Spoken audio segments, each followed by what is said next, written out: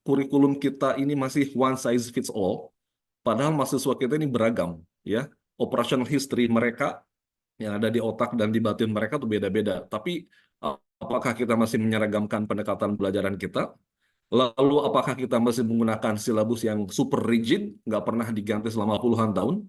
Apakah kita masih menggunakan textbook yang sama dan exercise yang sama? Kalau jawabannya iya, maka hari ini saya mengajak diri saya sendiri dan Bapak Ibu untuk segera melakukan pertobatan massal karena itu semua tidak lagi relevan dengan prinsip-prinsip cyber learning.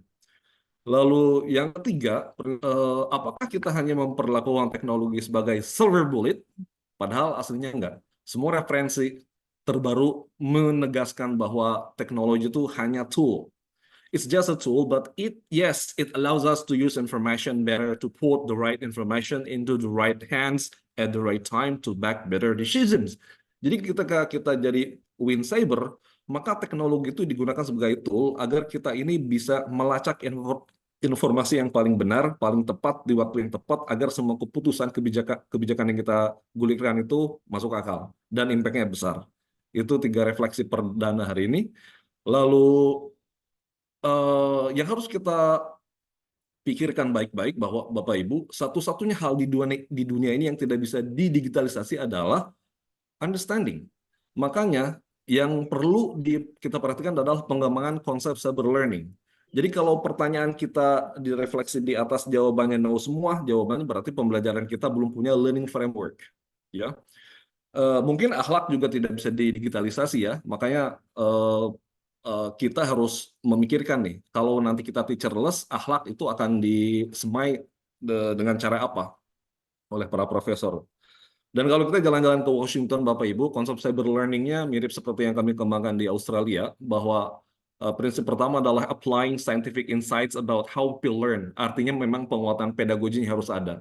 Kawan-kawan boleh mengembangkan emerging teknologi apapun, namanya apapun, tapi selama itu tidak pernah mengakuisisi evidence-evidence dari neuroscience dan derivasi keilmuan yang terkait dengannya, maka buat kami itu nggak masuk akal. Karena yang prinsip kami adalah technology has to serve human, not the other way around. Jadi masternya itu adalah human, bukan teknologi. Right? Lalu boleh dicek di semua referensi terbaru, Bapak Ibu, bahwa pedagogy is a driving wheel for learning to take place. Baik, kalau ada teknologi terbaru, misalnya saya suka explore kira-kira gimana nih anak-anak itu belajar. Ruang guru pun sama, waktu di acara DevX itu sedang mengembangkan sebuah perangkat pembelajaran baru di mana setiap langkah pembelajaran itu anak-anak harus bikin questions, lalu nanti summary di ujung. Kebalikan dengan kita kan, kalau di kita pembelajaran tradisional konten di depan, summary di depan, anak-anak nggak pernah nanya, nggak pernah ada pertanyaan. Jadi logika-logika berpikir mereka nggak pernah terasa because they never taught to generate good questions. Lalu kalau kita baca policy dari UNESCO, Bapak Ibu, bahwa transformative learning activities itu harus kita sematkan dalam pembelajaran kita dan sifat pembelajaran harus beda banget dari apa yang kita pakai hari ini. Dan yang ketiga, barangkali creative technologies yang kita kembangkan di kita harus mengembangkan yang namanya human expressivity. Selama ini kalau kita gagal public speaking, gagal academic rating, barangkali pedagogi yang kita kembangkan memang tidak berbasis human expressivity.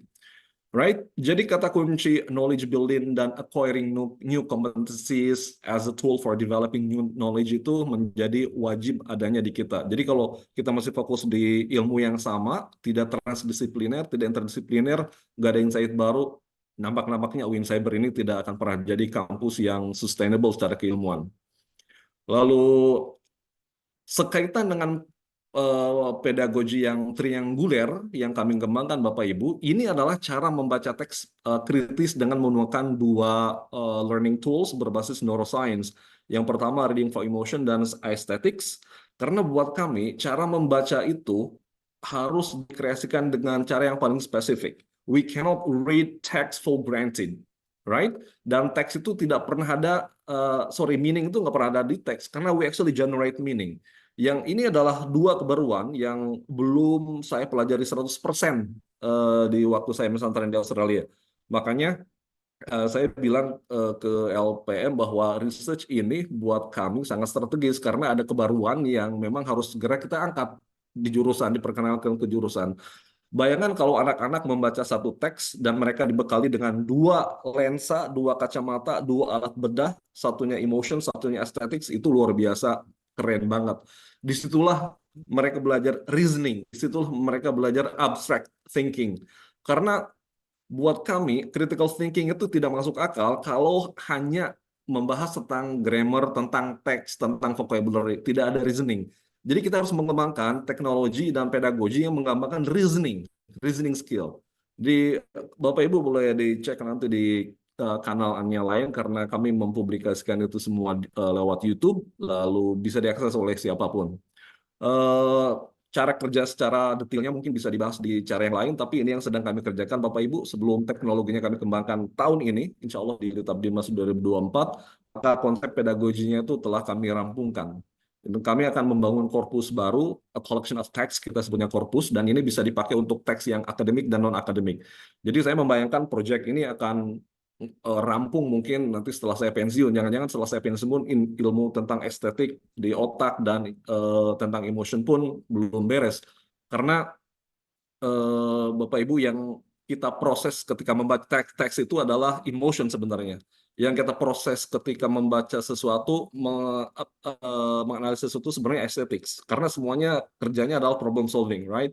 Jadi dua learning tool ini adalah compatible dengan cara kerja otak kita. Boleh dicek di Ramachandran, profesor asal India yang besar keilmuannya di Amerika Serikat dan juga lain-lain. Nah, kami baru mempatenkan, menggabungkan ulang konsep baru estetik dan emotion di penelitian ini. Tapi di tesis saya sebenarnya saya sudah menggabungkan tiga-tiganya. Cuman aspek estetik itu sudah mengalami refinement. Jadi ada semacam bongkar pasang mesin baru. Jadi mesin baru pedagogi untuk pengembangan academic writing, misalnya di jurusan bahasa Inggris akan menggunakan pendekatan ini. Mudah-mudahan kalau riset kami lancar tahun ini, maka website dan link pembelajaran di satu tempat di aplikasi bisa dipakai. Jadi pembelajaran research ini memberikan pembelajaran ke kami, misalnya ketika kami FGD dan ngecek kurikulum kami di jurusan, ternyata memang abstract thinking itu Bapak Ibu belum secara apa ya signifikan diaddress di dalam kurikulum kami. Padahal abstract thinking ini yang isinya adalah metaphor, analogies, understanding relationships between verbal and non-verbal ideas, spatial reasoning, and mentally manipulating and rotating objects, complex reasoning, itu nggak muncul. Jadi kalau hanya ngurus teks dan bentuk teks doang, buat saya itu anak-anak nggak akan pintar. Nah, di konteks Win Cyber, gimana anak-anak bisa memiliki fluency of ideas, yang verbal atau non-verbal ideas? Kita mengembangkan dengan cara apa, dengan teknologi jenis apa? Itu yang harus kita kembangkan, kan? Right. Lalu yang belum muncul, everybody, yang dalam kurikulum yang sudah kami analisis itu adalah ternyata kurikulum kita, saya punya intuisi yang sama. Jangan-jangan di semua jurusan yang ada di kita tuh hanya berfokus pada crystallized intelligence, di mana anak-anak hanya fokusnya prior learning and past experiences based on facts or small facts and increases with age.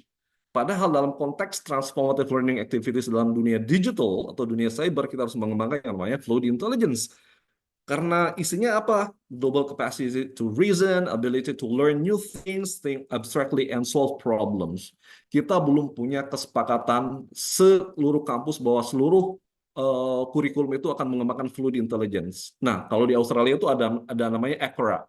Jadi kita berangkat mengembangkan kurikulum itu dari general capabilities, bukan dari konten, everybody. Jadi yang reasoning, learning, the ability to learn new things dan thinking abstractly segala macam itu bagian dari general capabilities yang dibahas di ACRA, kurikulum nasionalnya Australia. Lalu temuan yang ketiga ini nampaknya mungkin keinginan kita semua bahwa yang hilang dari kampus kita hari ini adalah continuous professional development center. Kita mungkin udah S2, mungkin udah S3, tapi kan kita punya tanggung jawab moral untuk mengembangkan diri sendiri. Kita udah punya unit-unit baru. Nah, unit-unit baru ini bisa dijadikan nggak sebagai professional development center atau kita harus memang bikin yang baru. Jadi kalau kita nggak pernah punya konsep tentang konsep professional development center, kayaknya susah. Kalau kita ke Australia malah CPD itu inklusif banget, bukan hanya para profesor dan dosen, tapi di sana juga ada guru, staf administrasi pun diajak untuk CPD. Nah, kita tuh belum punya konsep ke sana, Bapak Ibu. Kalau misalnya benchmarking, ya harusnya stafnya ikut. Jadi staf juga harus diajak obrolan-obrolan ilmiah agar memang kita organisasinya secara cyber itu lah lebih sustainable. Dan kawan-kawan bisa mengecek YouTube-nya lain, di mana kami juga kami udah produksi 24 podcast dan plus 3 workshop dengan kawan-kawan, 3 workshop dengan bahasa Inggris, lalu insight tentang cyber learning yang membahas tentang konsep less is more. Pembelajarannya itu menggunakan intonasi, tapi profisiensinya tinggi, bisa dicek di Reliance Professional website. Juga insya Allah saya akan tampil di Symposium International di Charles Darwin University. Sayang banget saya nggak bisa berangkat ke sana karena satu dua hal proses visanya terbatas banget waktunya, so we couldn't go there. But insya Allah I'll be there online, everyone. Jadi penelitian kami ini dirancang sebagai kendaraan kecil dari proyek-proyek besar yang sedang kami kerjakan di sini dan di Australia. Mungkin pesan terakhir saya di hari ini, Bapak Ibu, it's time to make every movement excellence. Jadi research apapun yang kita kerjakan memang harus mencapai nilai yang excellence banget. Jadi nggak bisa lagi kita melakukan yang biasa-biasa aja, cara kerja juga nggak biasa. Harusnya buku-buku yang kita baca juga, research resources juga harusnya sesuatu yang di luar apa namanya batas ilmuwan kita, agar kita memang bisa memberi kontribusi lebih pada kampus kita yang tercinta ini. So I think that's the last point I'd like to mention. Mbak Emma, thank you very much. I'll see you in the Q&A time. Assalamualaikum warahmatullahi wabarakatuh. Waalaikumsalam Waalaikumsalam warahmatullahi Terima kasih wabarakatuh. banyak Bapak.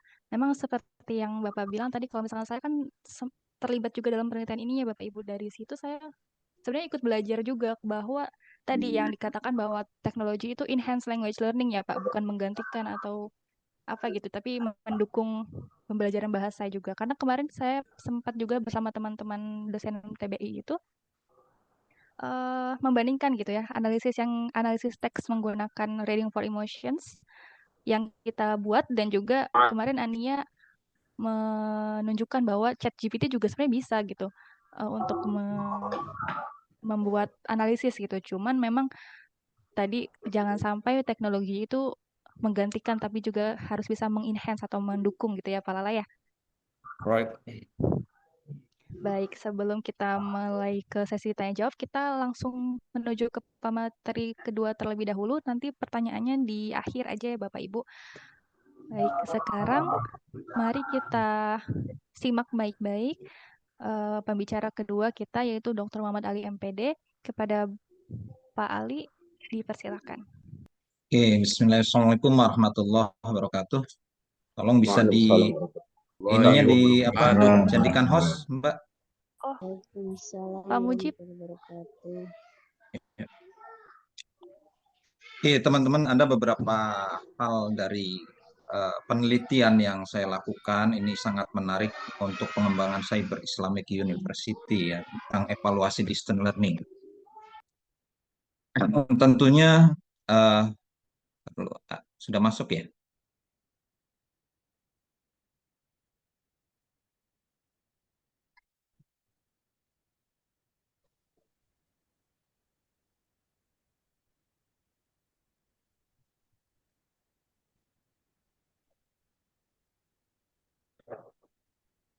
Ya orang ngerti lah, faktor keluarga.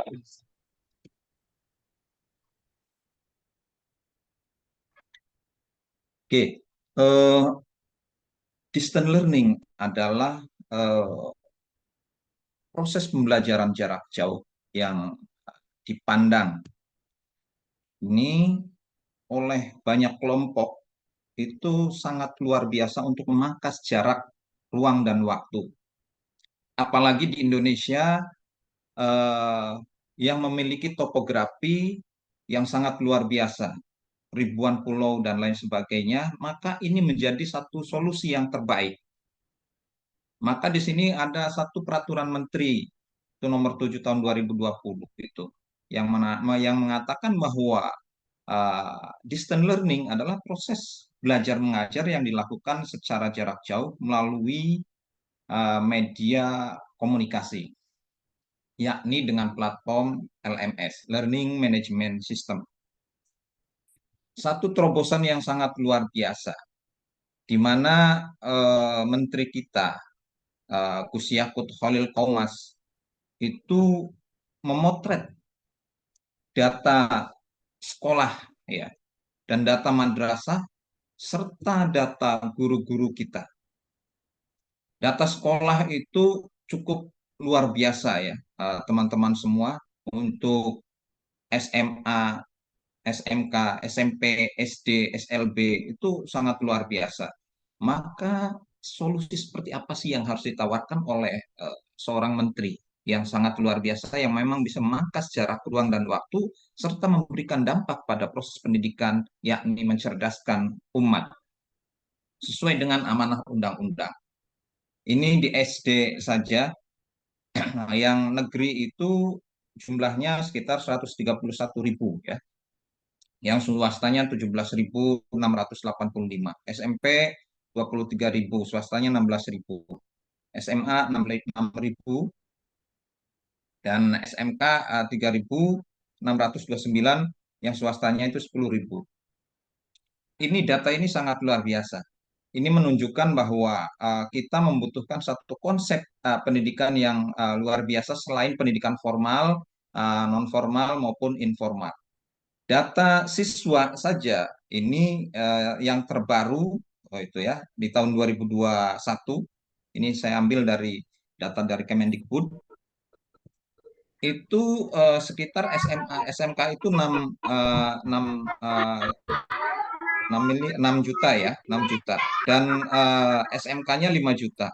Ini peluang yang sangat luar biasa. Tentunya bagaimana kita mencerdaskan kehidupan bangsa ini tanpa disekat oleh ruang dan waktu, maka konsep cyber learning itu atau distance learning ini merupakan satu konsep yang sudah menjadi kepatutan untuk membangun pendidikan. Dan guru kita khususnya di agama, ada sekitar 50.000 guru yang belum S1 ya, yang belum S1. Ini dari data Simpatika, Siaga, dan Emis. Ini sangat luar biasa untuk mencerdaskan satu kehidupan bangsa. Maka salah satu kuncinya selain teknologi yang digunakan, sistem informasi manajemen, maka tentunya harus membranding mindset dari guru atau tenaga pendidik tersebut. Yakni guru dan dosen harus dididik secara tepat dan tentunya tanpa dibatasi oleh ruang dan waktu. Model pembelajarannya yakni online dan fleksibel. Ada 3 hukum kesuksesan dalam membranding ini. Yang pertama itu repetition. Ini juga untuk distance learning. Repetition, mengulang, takriron, mengulang-ulang satu pekerjaan. Nah, kita baru 3 tahun, maka kita harus selalu mengulang tentang pemutuan, proses pembelajaran, dan lainnya. Kurikulum, atau tadi LMS, yang tadinya LMS dengan menggunakan portal, sekarang kita ulang dan kita develop sesuai dengan platform digital yang ada di Cyber Islamic University. Lalu yang kedua, responsibility. Responsibility juga ini merupakan tanggung jawab bersama.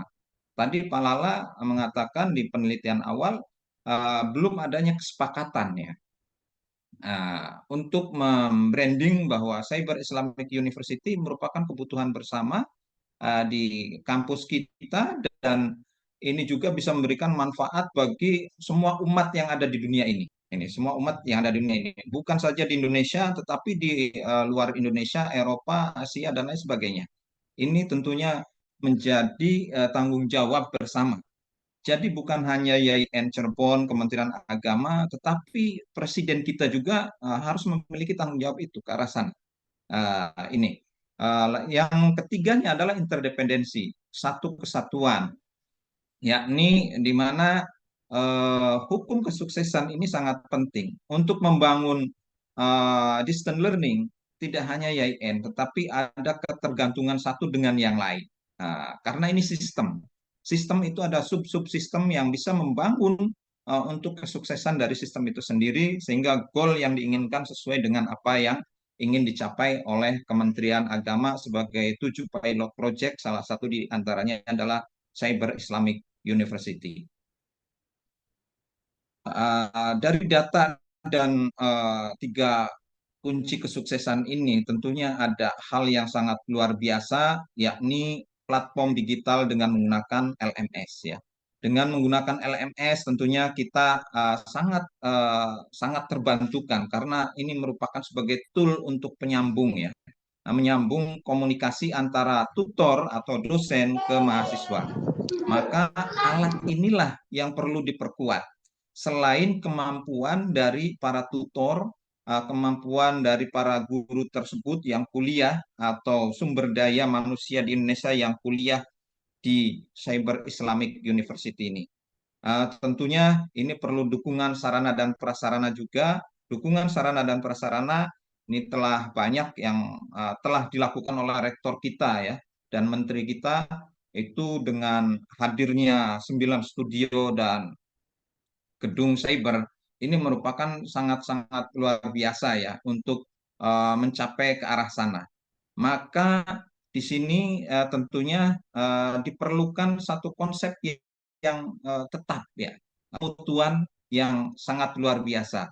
Karena distance learning itu tanpa pemutuan maka hampir sama kita menyelenggarakan pendidikan itu secara semena-mena dan ini akan merugikan anak bangsa. Pemutuan distance learning ini merupakan kewajiban bagi penyelenggara dan negara untuk menjamin akan hadirnya pendidikan yang berkualitas. Ini akan hadirnya yang berkualitas, maka negara dengan regulasinya, dengan kebijakan-kebijakannya, kalau UT sudah memiliki aturan tersendiri atau undang-undang tersendiri, tetapi Cyber Islamic University juga nanti harus ada aturan-aturan tersendiri yang akan mengatur tentang proses berjalannya Cyber Islamic University ini dengan pilot project, distance learning, PJJ-PI, dan PJJ yang lainnya. Ini sangat-sangat penting bagi kita untuk berkolaborasi, yakni tadi interdependensi satu dengan yang lainnya sangat membutuhkan, saling membutuhkan untuk mencapai kesuksesan Cyber Islamic University ini. Ada persebaran mahasiswa dan tutor kita sebenarnya ada di 36 provinsi dan tutor kita itu tersebar di 19 provinsi yang ada di Indonesia. Dan tentunya kerjasama juga telah dilakukan oleh rektor yang dulu. Kita tidak boleh melupakan rektor yang dulu, yakni Pak Profesor Sumanta dan Warek serta dekan-dekan yang dulu yang selalu mensupport ya, yakni Pak Saifuddin Juhri, Bu Kartimi, Pak Ilman, Pak Prof. Farihin, LPM, PTIPD, itu kita tidak boleh lupa akan sejarah yang lama yang telah mencetuskan dan mentransformasikan bahwa IAIN akan menjadi Islamic Cyber University. Ini sangat-sangat penting bagi kita. Kita tidak boleh melupakan jasa-jasa dari para pendahulu kita, di mana Pak Menteri selalu mensupport kegiatan-kegiatan yang diinginkan oleh Cyber Islamic University. Ini kajian teori kami itu yakni transaksional distance theory, yakni dengan menggunakan 3 indikator, structure, dialog, dan otonom. Makanya di sini ada otonomi, yakni self learning, yakni belajar mandiri. Ada struktur dan ada dialog melalui LMS itu. Ada juga independent study theory. Ini yang dimunculkan oleh Charles dan humanism theory Abraham Maslow. Ini sangat penting kita juga memperlakukan SDM, mahasiswa, tutor, dan tendik agar kerjanya tidak terlalu berlebihan. Maka humanism theory ini sangat penting sehingga sesuai dengan tagline di Prodi PJJ, New Mindset, New Result, kuliah aman, kerja nyaman.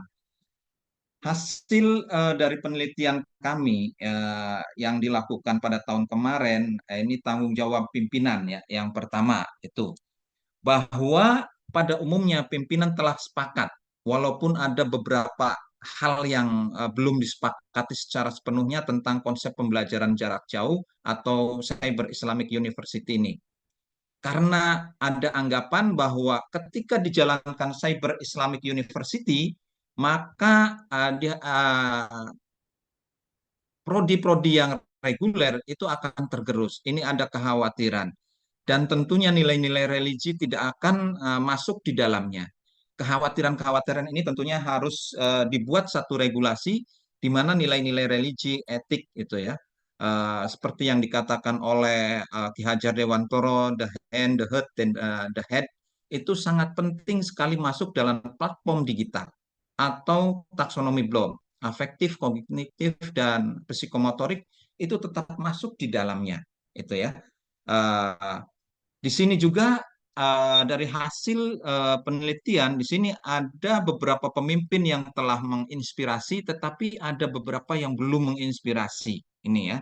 Dan tentunya di sini diperlukan inovasi dalam pengelolaan penyelenggaraan PJJ, baik dilakukan oleh prodi, dilakukan oleh dekanat ataupun rektorat, dengan tentunya menyerap gagasan-gagasan dari para guru besar.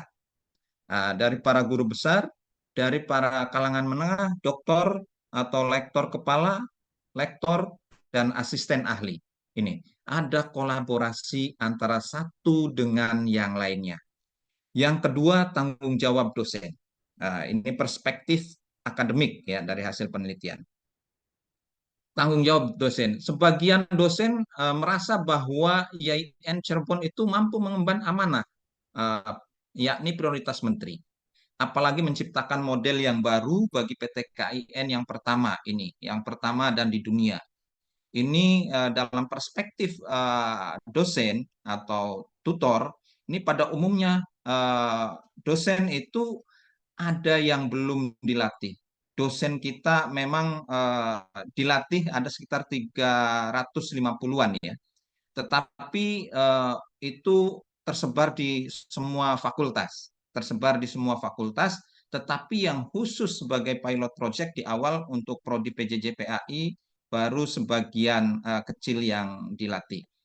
Yang kedua itu digital culture dosen. Ini belum tercipta secara keseluruhan, makanya kami dari hasil Monef dan hasil review mahasiswa, ketika dosen mengajar tidak sesuai dengan platform digital, maka di semester berikutnya prodi PJJ itu tidak menggunakan dosen tersebut dan akan diganti dengan dosen yang lainnya. Ini ya.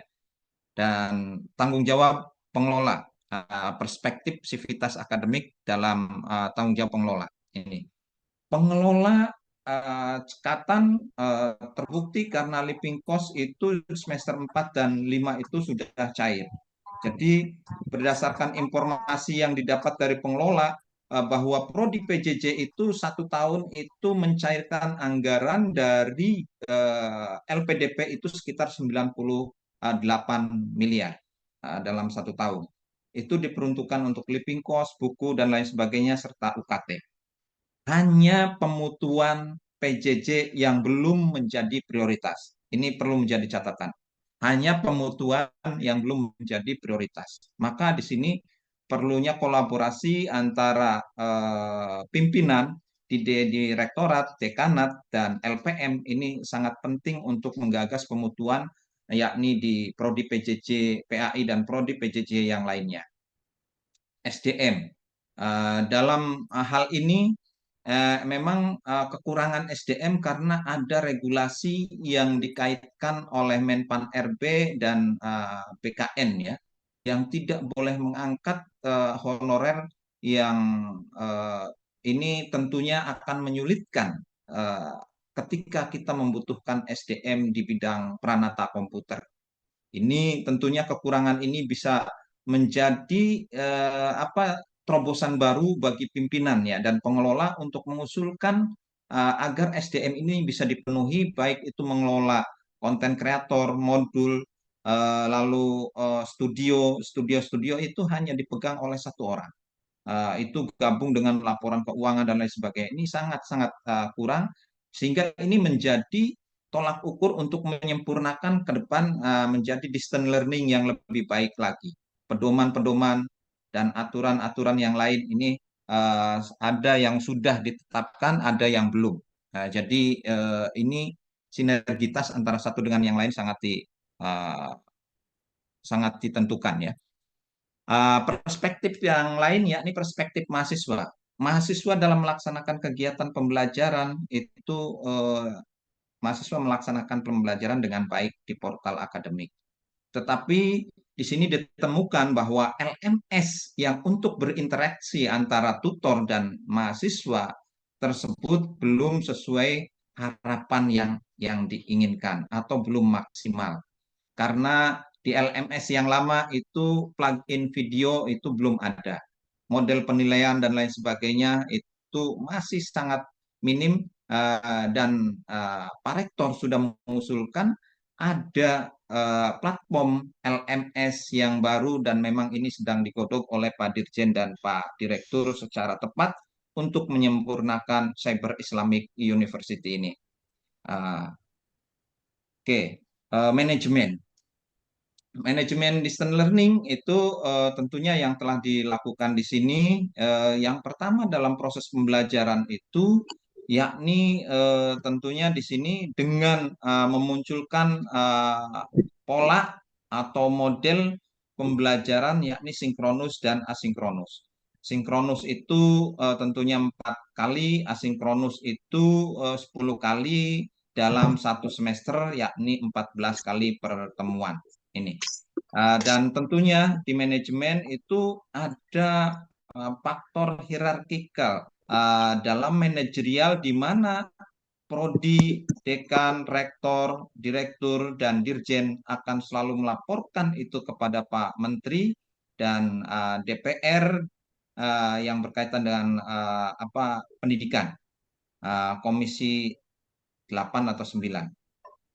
Dan pengelola juga akan menginformasikan ke beberapa kementerian, yakni ketika ada laporan mahasiswa, misal di daerahnya itu daerah 3T, kekurangan atau tidak ada BTS, maka pengelola menyurati kepada Menteri Kemeninfo ya, sehingga ini ada kolaborasi yang sangat luar biasa menunjang satu dengan yang lainnya. Ini lalu ini platform digital dalam pembelajaran itu yang telah kami sediakan, yakni dengan portal akademik, di mana materi-materi pembelajaran atau e-modul sudah disediakan antara semester 1, 2, 3, dan 4 sebagian dengan pola sinkronus dan asinkronus. Dukungan tutor berdasarkan hasil penelitian itu sangat luar biasa. Walaupun ada beberapa tutor-tutor yang memiliki kendala karena ketika melakukan pelatihan, tutor tersebut tidak ikut pelatihan sehingga merasa kesulitan ketika mengoperasionalkan portal akademik tersebut. Tetapi ada juga yang datang, mereka ke prodi atau belajar ke temannya, sehingga itu akan memudahkan tutor untuk selalu berimprovisasi. Evaluasi dan penilaian kami lakukan itu PJJ telah melakukan dengan satu semester itu 3 kali ya, baik itu untuk mahasiswa maupun tutor, dan 1 kali itu berbasis tentunya portal akademik, yakni mahasiswa menilai para tutornya per mata kuliah. Karena kalau belum menilai maka mahasiswa belum bisa mengisi KRS. Ini merupakan salah satu evaluasi bagi proses pembelajaran. Lalu ada juga forum diskusi dan kolaborasi antara tutor dan mahasiswa. Dan virtual class, ada juga help desk yang telah dilakukan oleh pengelola ya. Dan konten-konten kreatif pembelajaran itu telah dilakukan, dan alhamdulillah Pak Rektor telah menunjuk meng-SK-kan ada tim konten kreator yang sekarang sedang berjalan dan sudah melakukan aktivitas-aktivitasnya sebagai pendukung dari proses pembelajaran yang ada di PJJ. Mudah-mudahan ini menjadi satu hal yang sangat luar biasa untuk membranding ini. Karena yang diperlukan di sini selain desain distance learning, struktur distance learning, kompetensi SDM distance learning, pemutuan distance learning, maka di sini kan diperlukan hardware, software, brainware, serta LMS yang luar biasa, serta kurikulum dan asesmen yang tentunya berdasarkan model bank soal, sehingga para dosen tidak usah membuat soal lagi, tetapi karena sudah ada bank soal, maka LMS akan memformat dengan sendirinya berdasarkan yang diatur oleh admin. Ini model perkuliahan, dan tentunya penciri dari distance learning di Cyber Islamic University adalah menggabungkan konsep UT dan Telkom University. Jadi yakni mengutamakan konten berbasis modul, dan tentunya LMS menjadi tool yang utama untuk memangkas jarak, ruang, dan waktu. Nah, ini salah satu model penyempurnaan LMS ya, dan efektivitas pembelajaran juga yang selama 3 tahun ini perlu diukur apakah telah efektif atau tidak. Dan efektivitas ini dipengaruhi oleh apa saja. Ini tentunya dalam distance learning, efektivitas model distance learning ini dipengaruhi oleh berbagai hal itu ya, di antaranya perencanaan. Ini tentunya jika perencanaan tidak melihat secara global, we are one the bigger future. Jadi ini perencanaan harus melihat secara global program menteri dan program rektor. Maka dua hal ini yang menjadi prioritas utama perencanaan. Jika ini tidak dilakukan dengan baik, maka distance learning juga ini akan tersendat-sendat. Lalu desain, tadi dikatakan desain distance learning-nya seperti apa, atau desain di Cyber Islamic University, serta implementasi program. Ini tentunya tergantung pada konteks, audiens, dan tujuan pembelajaran tersebut dengan bingkai platform digital. Tentunya ada hal yang menjadi kendala ya dalam pelaksanaan pembelajaran jarak jauh ini cukup luar biasa ya. Kendala-kendala ini ada 5, itu pemutuan, digital culture-nya, kurikulum, serta pedoman-pedoman, sumber daya manusia, sarpras, dan sistem informasi manajemen. Ini menjadi kendala-kendala yang harus secepatnya diantisipasi agar proses pembelajaran distance learning ini bisa sesuai dengan harapan yang diinginkan oleh Menteri Agama dan tentunya harapan dari rektor kita. Ini harapan dari dosen, dari mahasiswa sebagai user, dan dari pengelola. Ini tentunya menjadi satu barometer untuk untuk meningkatkan aktivitas dalam kegiatan distance learning, seperti harapan tutor adanya diklat, standarisasi tutor, LMS yang friendly dengan tutor dan mahasiswa, e-modul atau BMP, buku materi pokok yang sudah tersedia dari semester 1 sampai semester 8. Lalu penilaian yang sudah terintegrasi. Pak Ali, mohon maaf ini waktunya sudah habis, nanti kita lanjutkan di sesi tanya jawab mungkin ya. Oke. Terima kasih, dan tantangan yang terakhir adalah staf dosen sistem informasi infrastruktur dan kurikulum. Terima kasih banyak. Assalamualaikum warahmatullahi wabarakatuh. Waalaikumsalam. Waalaikumsalam warahmatullahi wabarakatuh. Terima kasih Waalaikumsalam Dr. Ali sama para hasil penelitiannya kepada kita. Mungkin Bapak Ibu boleh memberikan pertanyaan kepada para pemateri, pada Pak Lajun dan juga kepada Pak Ali. Tapi di sini sebelumnya saya ada satu pertanyaan dari Ibu Mariani ya tadi kalau nggak salah. Untuk Pak Lala sepertinya. Ibu Mariani bertanya tentang jenis teknologi apa sih yang bisa dikembangkan dan harus excellence katanya Pak untuk mendukung pembelajaran itu seperti apa gitu. Silakan Pak. Langsung aja mungkin ya, Maya. Baik, menarik sekali pertanyaannya. Thank you for the question. Jadi teknologi yang saya kembangkan di Australia dan kini udah dipakai juga di sini, ciri-ciri utamanya adalah dia brain compatible. Artinya dia compatible dengan cara bekerja badan dan otak manusia. Kita nyebutnya brain compatible technology. Itu nomor satu. Keduanya, teknologi yang telah kami kembangkan dan sedang kami kembangkan lebih lanjut itu memiliki dimensi multisensori. Artinya pembelajaran itu memungkinkan para pembelajar itu untuk mengaktifasi semua sensor yang ada di tubuh kita. Kalau dalam dunia cyber, dunia digital mungkin smell itu agak susah dikembangkan, meskipun saya lihat kemarin ada jurnal di 2024 yang bilang bahwa dalam dunia cyber itu ada teknologi yang memungkinkan orang bisa smell something gitu ya. Kita tahu kan secara biologi bahwa informasi itu selalu diproses secara multisensor.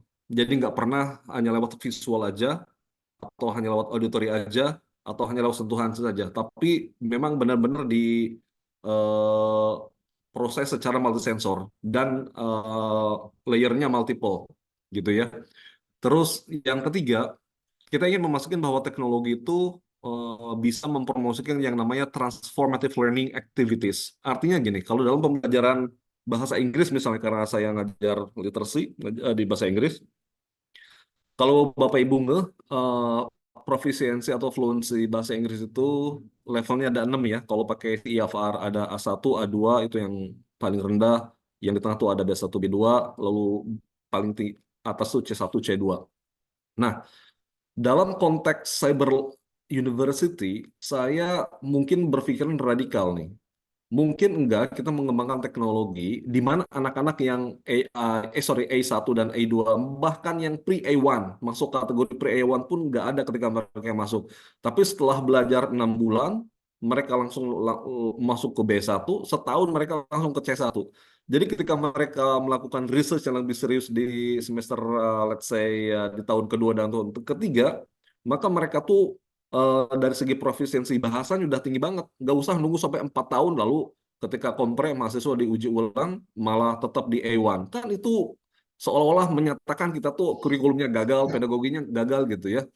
Terus di pembelajaran lain juga sama. Mungkin nggak Bapak Ibu dengan konten yang essential ya.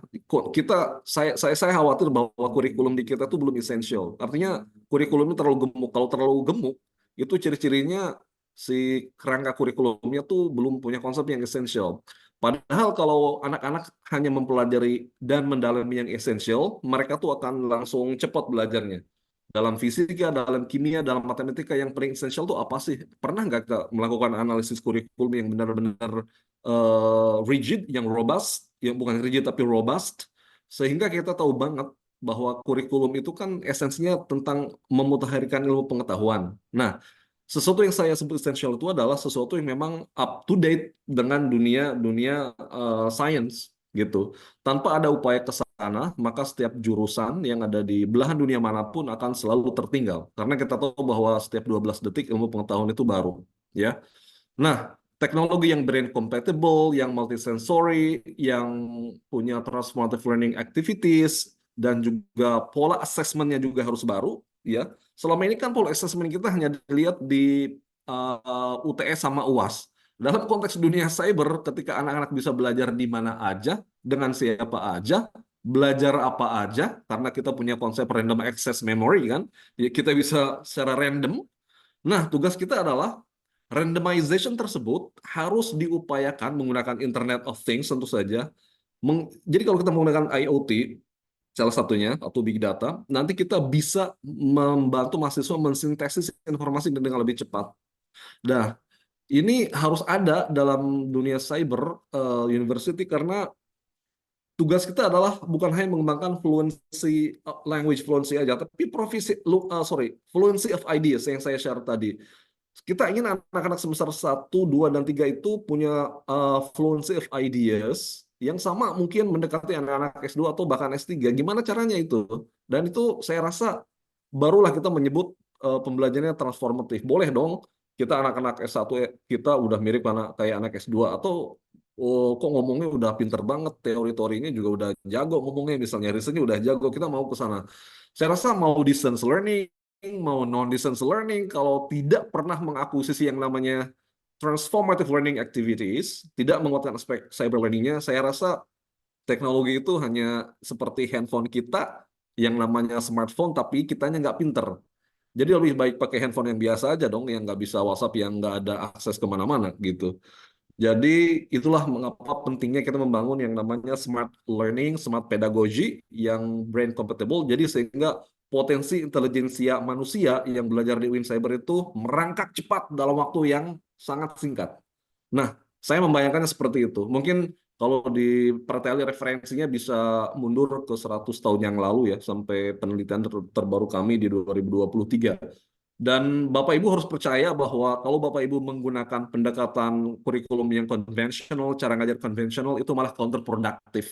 Riset saya 2021 udah sekarang papernya sedang digarap untuk publish. Juga kawan saya di Palangkaraya, juga di penelitiannya kawan kami di China, Thailand, Vietnam, semua yang menggunakan pendekatan tradisional secara grup ya, secara statistik, hitung-hitungan grup, dan secara saya namanya tuh ada grup, ada hitung-hitungan per orang, namanya change score analysis ya kalau nggak salah di statistik, itu menunjukkan apapun yang dilakukan dalam konteks pembelajaran tradisional atau konvensional yang kita lihat hari ini, itu malah membuat anak-anak makin tertinggal. Nah, yang kita kembangkan itu apa? Yang kita kembangkan itu justru ya itu pedagoginya baru teknologinya baru. Dan perkawinan teknologi yang brain compatible, yang multisensorial, yang apa namanya, yang bisa meningkatkan human intelligence secara masif dalam waktu yang cepat, itu yang kita butuhkan. Jadi buat saya mau distance learning atau enggak, ya enggak ada masalah. Kita punya konsep enggak kurikulum yang bisa mengakselerasi yang namanya fluid intelligence yang tadi. Bisa meningkatkan human expressivity. Mungkin enggak kita punya teknologi yang teacherless. Kan LMS itu dikreasikan agar anak-anak itu belajarnya tanpa guru kan. Nah, verbotenal approach yang kami kembangkan di Australia itu apa namanya teacherless banget. Justru di China kawan saya sama sekali nggak ada kehadiran gurunya gitu ya. Ya. Mungkin kita bisa mengadaptasinya ke robot, mungkin robot tapi sebagai fasilitator, malah gurunya pun nggak ada gitu. Saya rasa tren tentang teacherless, yang automated learning, yang Internet of Things, big data, tapi itu dia masalahnya. Big data itu buat saya problematik karena dia tuh big data tuh nggak punya kontur, nggak punya konteks. Nah, manusianya sendiri yang harus jago kan. Jadi kalau kita ngomongin big data, kita tuh harus punya itu cara membaca data yang sangat spesifik, cara mengolah data yang sangat spesifik, digabungkan dengan teknologi. Jadi kalau tanpa reading tool yang benar, saya rasa kita malah hanya jadi budak ya dalam dunia teknologi. Padahal kita yang harus jadi masternya. Mungkin gambarannya gitu ya, Mbak Emma ya. Thank you. Iya, Pak. Terima kasih banyak.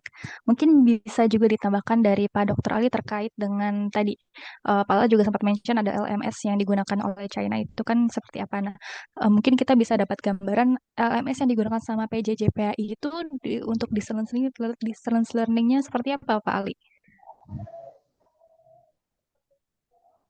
Oke, LMS yang telah digunakan di distance learning di Cyber Islamic University ini sebenarnya sudah capable dan humanis.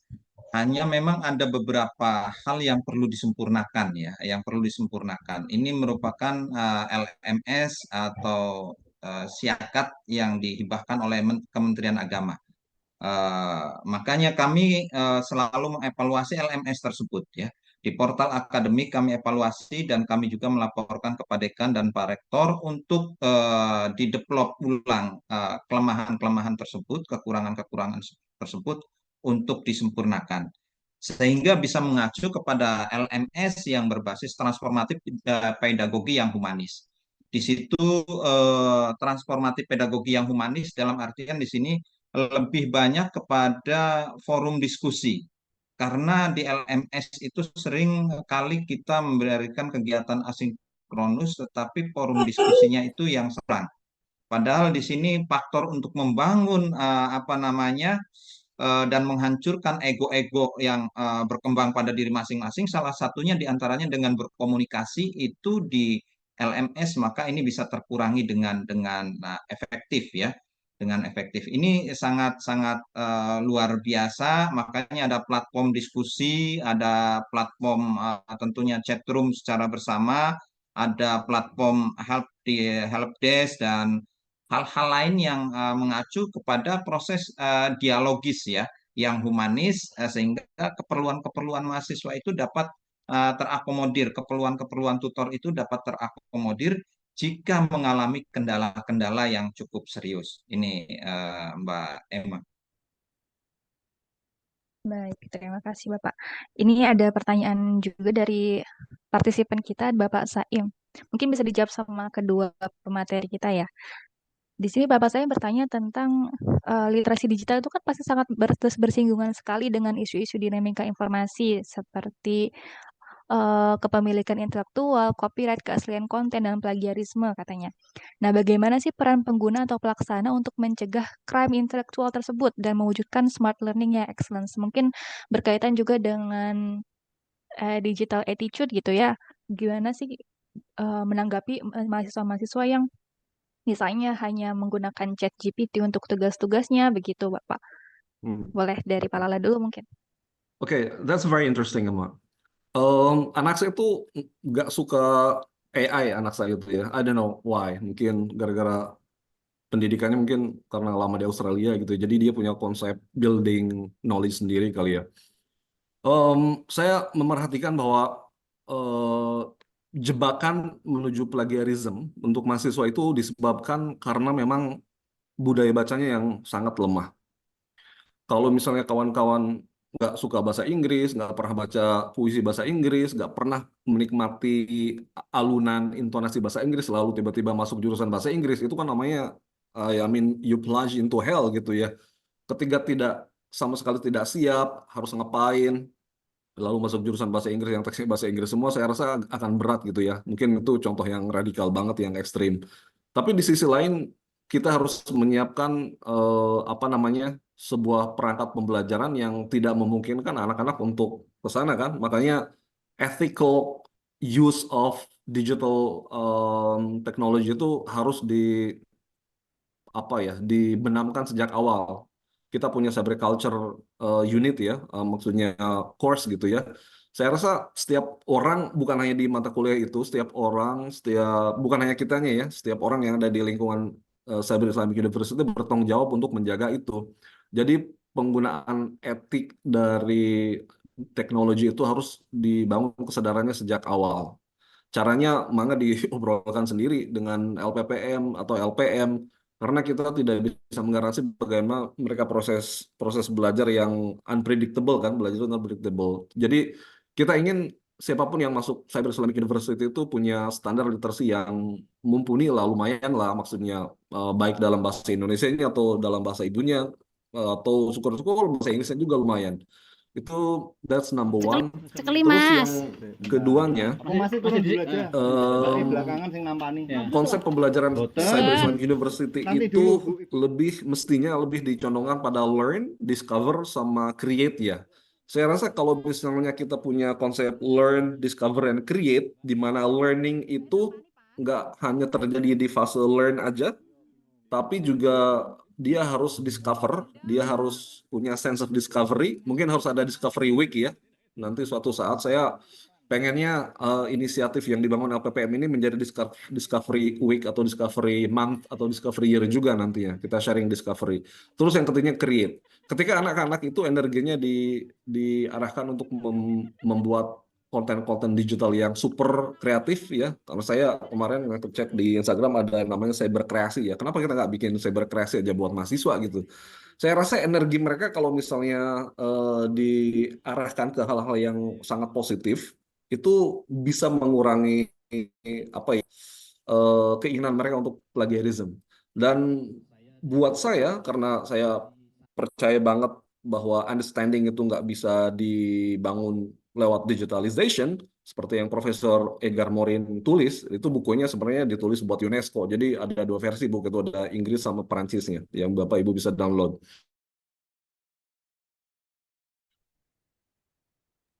Bapak suaranya ke mute. Saya Mungkin dari anak-anak Wakil yang Ketua Umum bisa ABRI 1 kita nurture di kita ini dari adalah Fakultas mestinya mahasiswa-mahasiswa yang punya standar literasi itu, Maya. Jadi konsep pembelajarannya yang harus ethical, yang ya. menegaskan bahwa Jadi membaca itu kita nikmat, menulis itu berbicara nikmat, mempelajari negara sesuatu ini itu negara nikmat. Mungkin ya itu cyber academic culture itu yang harus dibangun. Jadi kalau anak-anak datang ke sini culture-nya masih culture lama ya eh, keterpelajaran mereka ya gagal dong kalau gitu. Jadi siapapun yang datang sini kan harus lebih ethical, harus lebih bermoral, harus lebih intelektual. Ya syukur-syukur spiritualnya juga bisa naik selama kuliah 3-4 tahun di sini. Saya rasa mungkin membangun kultur itu akan lama. Kita butuh apa ya energi karena skala perjuangannya itu lama. Mungkin ya gitu, learn, discover, create itu harus dimunculkan sejak dari awal agar energi-energi negatif itu memang nggak muncul di kita mah. Gambarnya sih gitu buat saya sih ya. Thank you. Oke, menarik sekali ya Pak. Mungkin kita bisa dengarkan perspektif dari Pak Ali. Di mahasiswa PJJ itu kan maksudnya full daring gitu ya Pak. Mungkin ini hal-hal seperti ini akan kerap terjadi gitu. Apalagi nanti satu dosen tuh memegang banyak sekali mahasiswa kan. Satu kelas saya kira ada 50-an mahasiswa ya Pak. Ya, betul. Oke, dalam perspektif ini tentunya kita mengacu kepada ethical digital ya, etika digital dalam proses pembelajaran. Dan tentunya ini sangat erat harus dipegang dan menjadi komitmen bersama antara mahasiswa dan tutor. Tentunya tutor atau dosen juga harus memegang etika digital dalam proses pembelajarannya. Begitu pula dengan mahasiswa. Karena ini menjadi persentuhan yang sangat luar biasa. Jika komunikasi antara tutor dan mahasiswa terbangun, maka konsep PJJ-nya ini tidak akan ada, gitu ya. Sementara konsep PJJ itu salah satu diantaranya tool untuk menyambungkan antara tutor dan mahasiswa adalah yakni LMS itu atau platform digital yang telah ditentukan oleh kampus manapun, gitu ya. Maka konsep kebebasan berpendapat baik itu dalam diskusi atau dalam berdialog ya tentang hal-hal manajerial ataupun hal-hal yang lainnya di dalam proses pembelajaran etika digital itu sangat sangat dipegang. Lalu berkaitan dengan tadi ada tentang hoax ya. Ada satu aplikasi yang sebenarnya bisa kita download di Play Store ya. Ada Hoax Buster Tool. Jadi ini bisa di-download oleh teman-teman secara keseluruhan ya. Ketika ada informasi hoax ini kita bisa langsung tahu berita ini hoax atau benar. Maka di situ karena itu langsung mengeling ke Kemeninfo ya. Oh, Hoaxbuster Tool ini merupakan aplikasi yang dibuat oleh Kemeninfo dan Mapindo ya. Nah, ini menjadi salah satu aplikasi atau alat untuk mendeteksi agar kita dalam bertindak atau ngomong secara digital itu berhati-hati karena akan berimplikasi kepada Undang-Undang ITE. Jika kita salah atau menyebar luaskan berita hoax, maka kita juga akan terbawa di dalamnya. Ini tentunya teman-teman ini ada juga dari mahasiswa PJJ yang ikut hadir di sini, Mas Mujib, Pak Sekretaris. Jadi Hoaxbuster Tool ini perlu tentunya mahasiswa PJJ install secara keseluruhan ya. Jadi di Google Play Store ini sangat penting sekali dan checker plagiarisme berkaitan dengan copyright itu merupakan etik dalam membuat makalah, dalam membuat apa namanya karya tulis ilmiah ini sangat-sangat penting dan perlu dijaga. Karena kalau tidak itu maka akan ada aduan-aduan di mana aduan ini bisa merugikan tentunya kita semua. Artinya yang membuat ya, yang membuat. Mungkin itu Mbak Emma. Baik, Bapak. Terima kasih banyak. Memang tantangan-tantangan seperti ini itu sangat kita hadapi sekali ya, Pak. Bapak Ibu mungkin ada pertanyaan lagi? Boleh disampaikan langsung atau boleh dari chat. Atau ini dari Bapak Solehudin, Pak. Mungkin Pak Lala dan Pak Ali bisa menanggapi.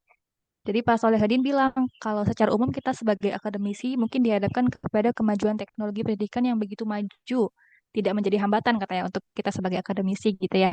Tetapi bagi pelajar yang belum mengetahui itu dan bahkan belum sama sekali dihadapkan kepada itu sangatlah susah.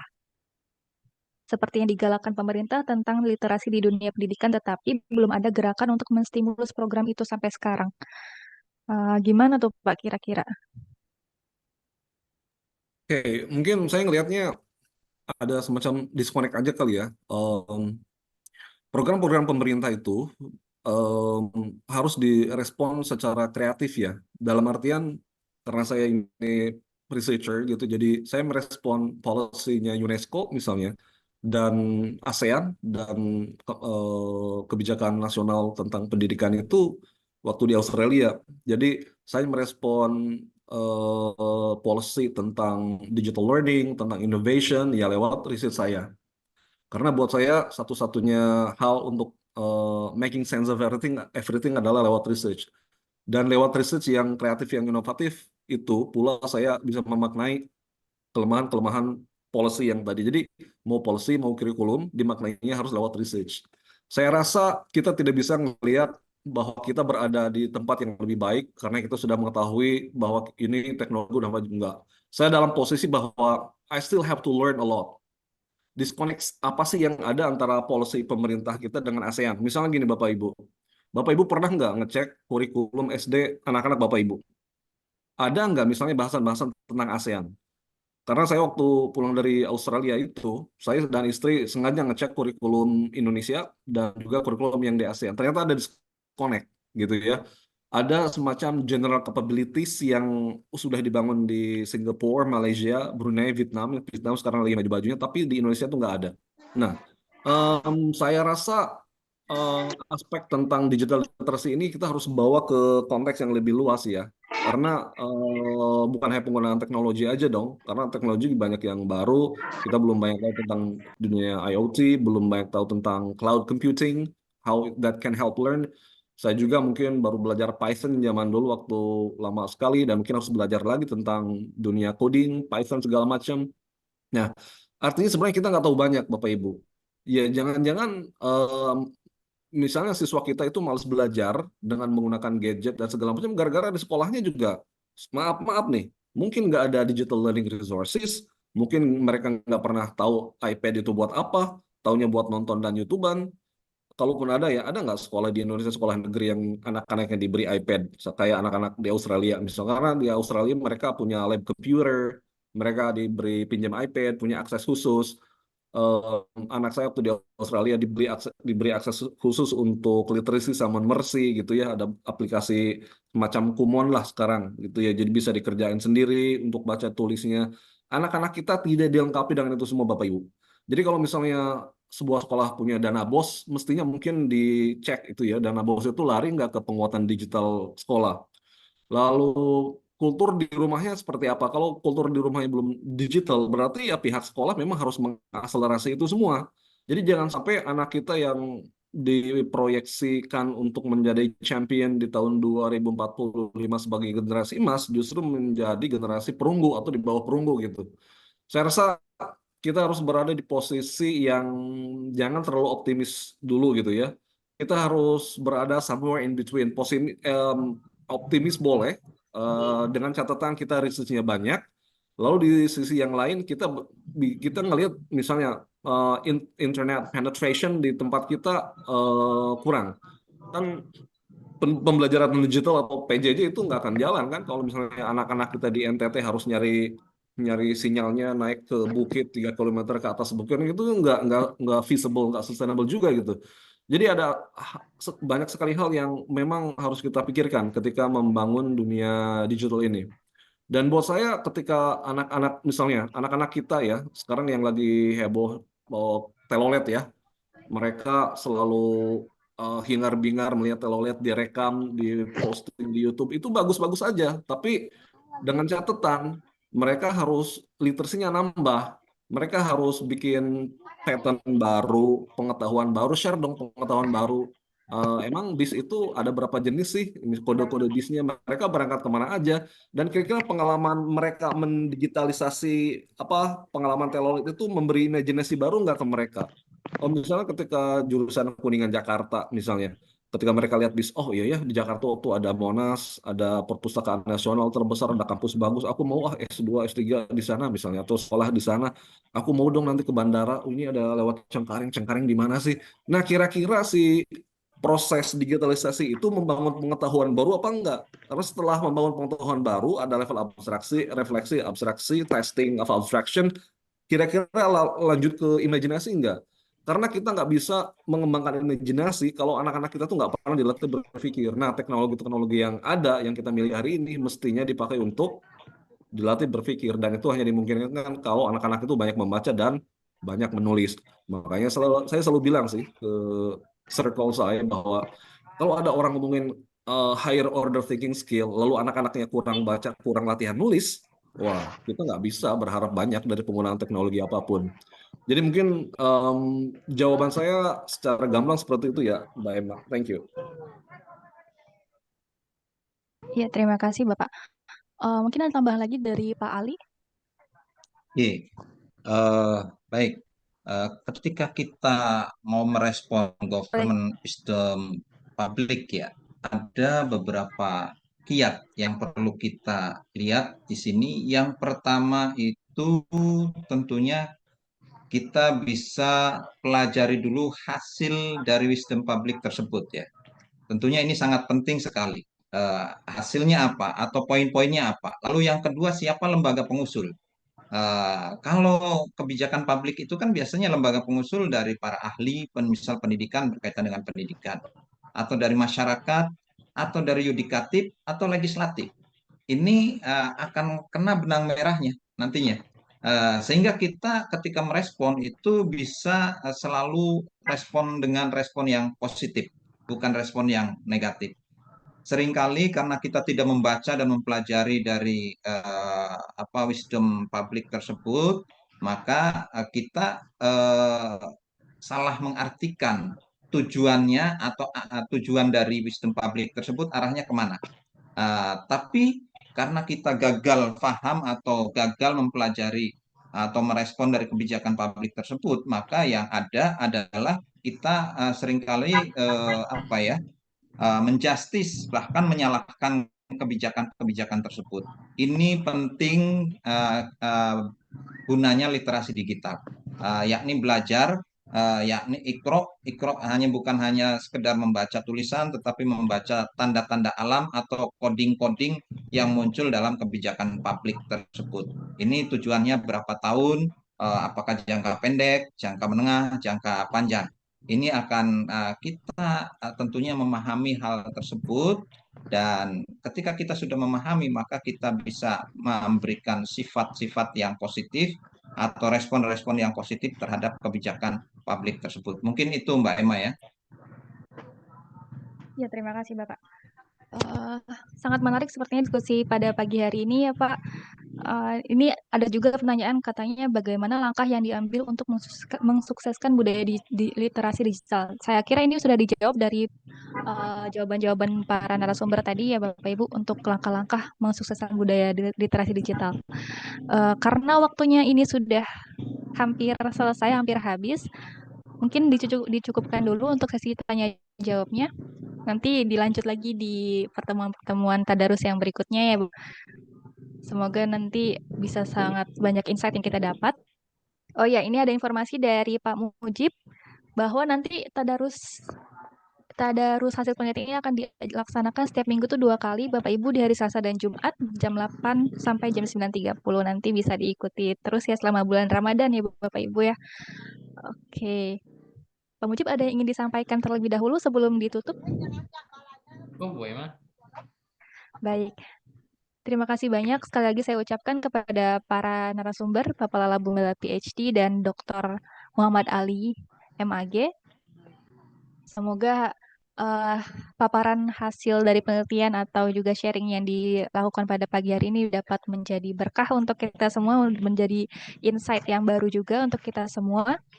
Baik, sebelum menutup acara pada hari ini mungkin kita foto dulu ya Pak Mujib. Foto dulu enggak? Ya, foto dulu, Bu. Foto dulu, siap. Bapak Ibu boleh diaktifkan kameranya ya.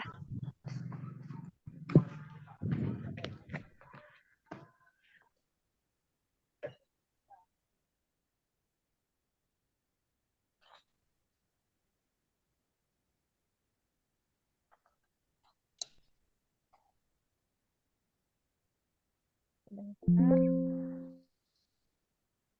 Karena ini antusiasmenya ternyata sangat banyak ya Pak. Ada 281 peserta ternyata yang ikut di pagi hari ini. Luar biasa.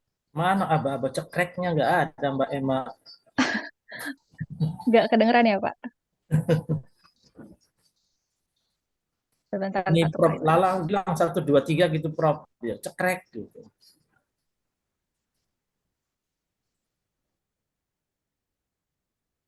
Pak Muji boleh ikut dibantu juga ya, karena ini ternyata banyak. Oke, siap. Tandu Mbak Emma, slide 1, 1, 2, 3, cekrek. Oh gitu. Oke, Slide sekarang 2 gitu. Kasian tuh nyengir dari tadi belum. baik. Oke, sekarang slide 3 silakan. Senyum Bapak Ibu. Oke, lanjut ya. Itu dong Mbak Emma, cocok namanya.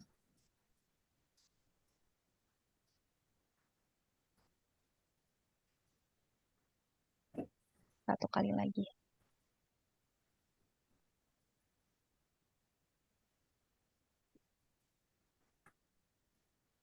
Baik, saya kira cukup ya Bapak Ibu. Semoga hari ini puasanya lancar Bapak Ibu semua dimanapun berada, karena ini kayaknya kita bisa bertemu lagi di tadarus hasil penelitian berikutnya. Saya tutup. Wassalamualaikum warahmatullahi wabarakatuh. Waalaikumsalam warahmatullahi wabarakatuh. Bapak Ibu. Izin live dulu ya Mbak Emma ya. Iya. Pak Mujib, oke.